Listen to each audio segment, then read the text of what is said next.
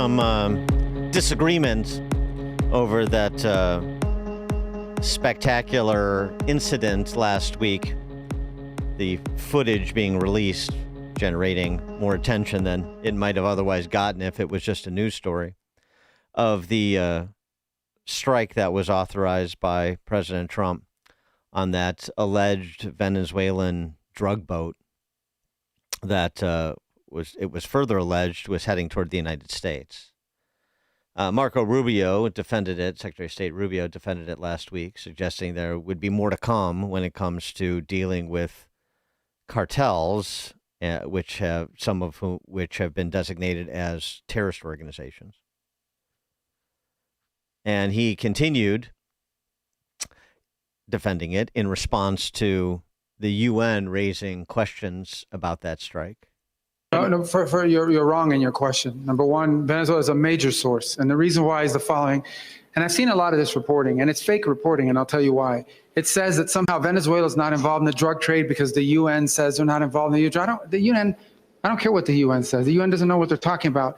Maduro is indicted by a grand jury in the Southern District of New York. That means the Southern District of New York presented the evidence to a grand jury, and a grand jury indicted him. And then a superseding indictment came out that was unsealed about a year and a half ago that specifically detailed Maduro's actions. So number one, let there be no doubt, Nicolas Maduro is an indicted drug trafficker in the United States, and he's a fugitive of American justice.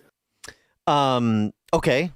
So stipulated, but does that necessarily mean that that strike on that Venezuelan drug boat is within the president's unilateral power? Senator Rand Paul, he's a libertarian sort. What a despicable and thoughtless sentiment it is to glorify the killing of someone without a trial. JD,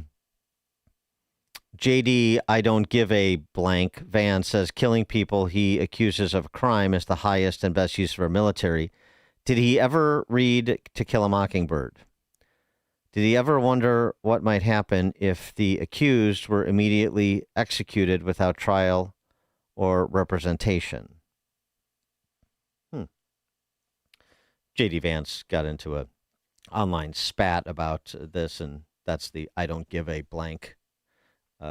He offered an I don't give a blank response to concerns expressed about this being an alleged extrajudicial a killing that is beyond the power of the president. Bernie Moreno, senator from Ohio, now responding to Rand Paul, responding to Marco Rubio.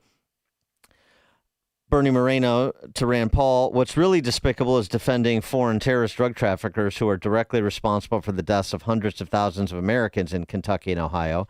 JD understands that our first responsibility is to protect the life and liberty of American citizens. There have been a number of scholars, again, admittedly of the libertarian persuasion, like Ilya Soman, who's a con law professor at George Mason, who have argued that what the president did was a violation of international law. U.S. officials admit they could have interdicted the boat and detained the people on board. They did not pose any imminent threat of violence, and they were not combatants in any war against the United States. Calling them narco-terrorists doesn't change these obvious facts. In addition, it is not even clear these people were drug traffickers at all. If they were shipping drugs, it's not clear they were going to the U.S. as opposed to, say, Trinidad and Tobago, which is much closer to their location, or somewhere else. It is not illegal for people on a ship in international waters to transport drugs that are banned in the United States.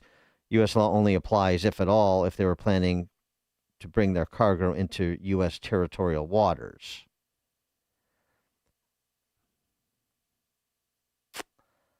Okay, well, we need some adjudication on this matter. Stephen Bucci served America for 3 decades as an Army Special Forces officer and top Pentagon official. Now a visiting fellow in the Heritage Foundation's Allison Center for Foreign Policy Studies. Stephen, thanks for joining us. It's my pleasure. Thanks for having me on the show. Okay, so Rand Paul or J.D. Vance and Bernie Moreno, who is over the target? It's a difficult one. First, I will be the first one to admit I'm not a lawyer. So as far as debating the the nuances of international law, domestic law, the war of land warfare, all that stuff. I'm not the guy to do it. But in my opinion, I think if the president has designated these guys an international terrorist organization and they're moving around out there, last time I checked, we were hitting a lot of targets in international locations during the global war on terror because the president, not the Congress, not the courts, had determined that those folks were imminent dangers to the United States. So if you make the argument that them bringing drugs there and saying they might be going to Trinidad and Tobago is kind of a stupid argument. Of course they were coming here. We are the point of sale for the majority of the drugs coming up through Latin America.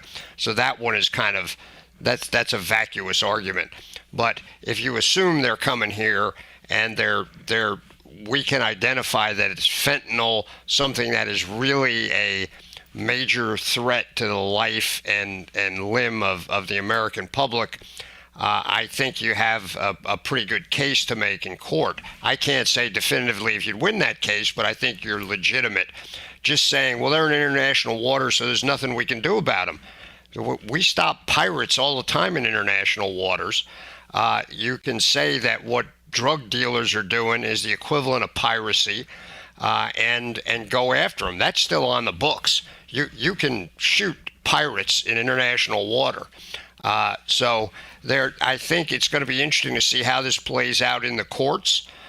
But if nothing else, a message has been sent to the drug dealers that there's a different sheriff in town, and if you try and come towards our country like this might be the outcome for you. Mm-hmm. And hopefully there'll be some deterrent value. You're not just going to get arrested, your stuff seized, and maybe your low-level guys go to jail for a little while. You might lose everything. And hopefully some of those low-level guys driving the boats will say, hey, we're not going to do this anymore, and stop. But we'll have to see what happens. Yeah, I mean, you get into this somewhat gooey territory of what constitutes an enemy combatant, where that is eligible for drone strikes. I mean, and going back to the Obama administration, too, drone strikes in faraway lands in the Middle East or North Africa, that it's hard to make a definitive connection, and frankly, nobody ever asked, to some sort of imminent threat to the United States other than being a part of Al-Qaeda or ISIS. Mm-hmm. Or Al-Shabaab, so the General Soleimani, who was taken out, of course, by Trump, the Iranian general. Well, so we don't have a declared war against Iran. They are the largest state sponsor of terror in the world, so that's not nothing. But yeah, so in this instance, with these international criminal organizations, these cartels, and not just the poison they peddle in the streets, but the killings that they're involved mm-hmm. in and the corruption. So I mean, it's like it seems. I'm usually try to be sympathetic to Rand Paul's libertarian streak, but it seems like it's hard to draw real definitive lines between those handful of groups I mentioned in terms of who is eligible for elimination and who is not. Yeah, it's a lot of people in the international law community don't like the idea of preemptive strikes at all and make the argument that it's illegal and we should never do it. But at the same time, if you know someone is coming to do you harm, taking them out, okay, some of the people sitting in The Hague might not like it, but I'll tell you what, there's a lot of international leaders that say, sorry, I have a responsibility to my people. I'm going to stop it from happening. Mm-hmm. And we have the means to make that desire a reality, and I think you're going to see that. I think what's happened here is a message is being sent to the cartels, particularly with those that are being helped by nation states like Venezuela, that we're not going to put up with it anymore. And to be honest with you, it's a lot better than sending American military folks to invade Mexico, which a lot of people, think is a good idea. I don't think that's a good idea. I think we've got a government there that it's not working with us perfectly by any means. We'd like them to do a lot more to stop the drugs coming through Mexico, but they're our next door neighbor. I don't think we want to say, well, we don't really care about your elected government. We're going to come in your country and do whatever we want. This was done in international waters, clearly a drug boat moving drugs. And even though we didn't have warrants for each of the individuals on the boat, we knew what they were doing, and we said that's enough. So I think we're going to see this come down somewhere between these two positions, one that it's blanket okay to go whack people everywhere, and the other saying we have absolutely no right to do that. We have to just let them do it until they get on in our territorial waters. Then we have to arrest them. This is the same argument people made with terrorists. As under Yes. President Clinton, terrorism was a police issue. You had to arrest them. You had to bring them to trial. You had to do, after 9/11, President Bush said, no, this is a national security issue. We're going to kill them. And, there were some people that didn't like that, but the majority of the world said, yeah, you kind of got a point. So I think this argument is being chased now, and I think at some point, hopefully in the very soon immediate future, we'll get some resolution both legally and societally and figure out how we're going to address these issues. The old way wasn't working. Speaking of J.D. Vance, who's in the middle of this controversy, J.D. Vance had this exchange, you'll recall, with UK PM two-tier Keir Starmer back on a visit to the White House earlier this summer. This exchange with him about free speech in Britain. I said what I said, which is that we do have, of course, a special relationship with our friends in the UK and also with some of our European allies. But we also know that there have been infringements on free speech that actually affect not just the British. Of course, what the British do in their own country is up to them, but also affect American technology companies and by extension American citizens. So that is something that we'll talk about today at lunch. We've had free speech for a very, very long time in the United Kingdom, and it will last for a very, very long time. Well, no, I mean, certainly we wouldn't want to reach across US citizens, and we don't, and that's absolutely right. But in relation to free speech in the UK, I'm very proud of our history there. I'm very proud of it. Last year, the UK arrested more than 12,000 people for what they said online. That's 4 times more than Russia. And of course, last week we had the incident with the comedian Graham Linehan arrested at the airport for posts that he made online. He's a comedian. Michael Schellenberger, the investigative journalist, comedians arrested, candidates prevented from running for office, mass censorship. We are obliged under NATO to defend democracy and freedom. Europe is attacking both. If Europe won't end the censorship and denial of democracy, then the U.S. should end NATO. What say you, Stephen Bucci? I think that's a bit of a leap too far. I think we should be addressing it. These are our allies. They're people we can talk to. It's not like inside Putin's Russia or anything like that. We should be able to go to them and even put pressure on them. We have economic means we can do that. We do have, because of the relationship we have with the UK and some of the other NATO members, we can make the case. And, they may not like us doing that, but we can do it. And we should, because I think some of this stuff is way out of whack. They sit there, if people commit crimes and then somebody else says it's terrible that they committed the crime, they give a longer sentence to the people who said the crime was terrible than the ones who committed it. And that happens pretty regularly in the UK and some other NATO members. So I don't think we're quite at the point where we should walk away from NATO or dissolve our alliances bilaterally with any of these countries. But I think we can publicly weigh in and call them out on some of these things that are not consistent with supposed democratically elected governments. Yeah, I mean, it's Europe is just so weak. And by the way, as you well know, weakness is provocative to people like Putin, something that is playing out in real time right now. He clearly thinks it seems to me, that Europe is a paper tiger. And as long as the United States is putting Europe on point with respect to salvaging Ukraine, then I got nothing to worry about. Scott Bessent, the Treasury Secretary, over the weekend talked about the next phase here with Putin, since he's not stopping. In fact, the missile strikes in Ukraine, in Kyiv, that killed an infant and a young woman over the weekend. Besson talking about the secondary sanctions, the next phase, but again, it's this sort of contingent with Europe, and we don't seem to be there yet. Listen to what he said. We are prepared. We are prepared to increase pressure on Russia, but we need our European partners to follow us, because if the U.S. and the EU do this together, we are in a race now between how long can the Ukrainian military hold up versus how long can the Russian economy hold up. And if the U.S. and the EU can come in, do more sanctions, secondary tariffs on the countries that buy Russian oil, the Russian economy will be in full collapse, and that will bring President Putin to the table. Yeah, so 3 years in, and we still can't wean the Europeans off Russian oil and gas. Yeah, I mean, that's just unacceptable.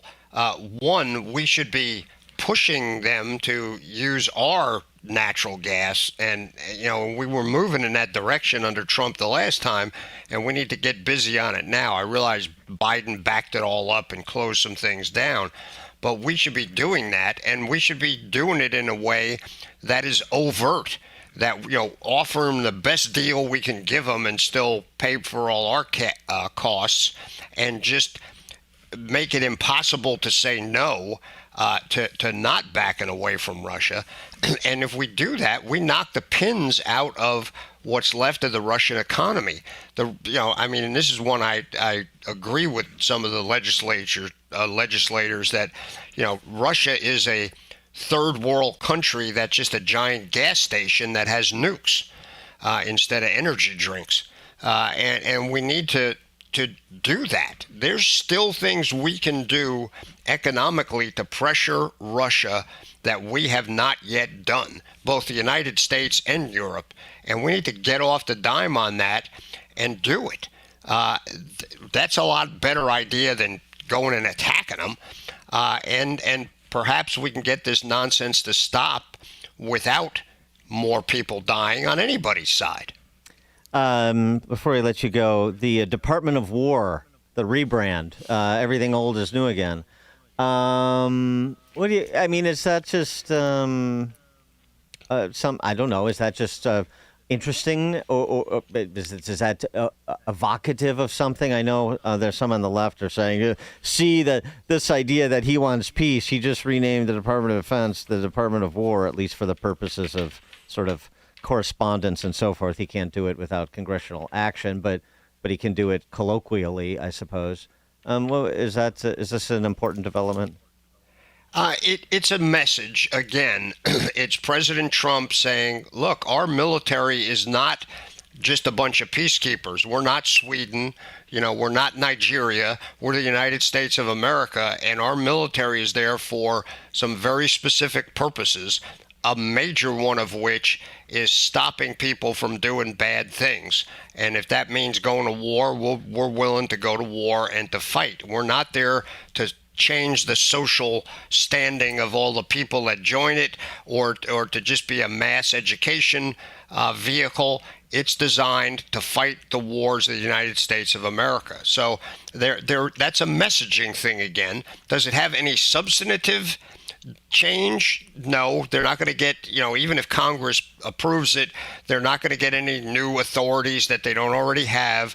But it's a message. And I remember during the global war on terror, they called my old boss, Don Rumsfeld, when he was the media star at the beginning of the war. They were calling him on magazine covers the Minister of War. Yeah, right. Right. He was no longer the Secretary of Defense. He was the Secretary of War. It's a messaging thing. It's an attitude, but it's not going to change any legal issues or anything like that. Stephen Bucci served America for 3 decades as an Army Special Forces officer, top Pentagon official, now a visiting fellow in the Heritage Foundation's Allison Center for Foreign Policy Studies. Stephen, thank you as always. It's my pleasure. Look forward to talking to you next week. You too. And Stephen Bucci joined us on the Turnkey.Pro answer line. The stories you need to know to start your day. This is Chicago's Morning Answer on AM 560. The Answer. Oil investments involve a high degree of uncertainty and are only suitable for accredited investors. Actual results may vary.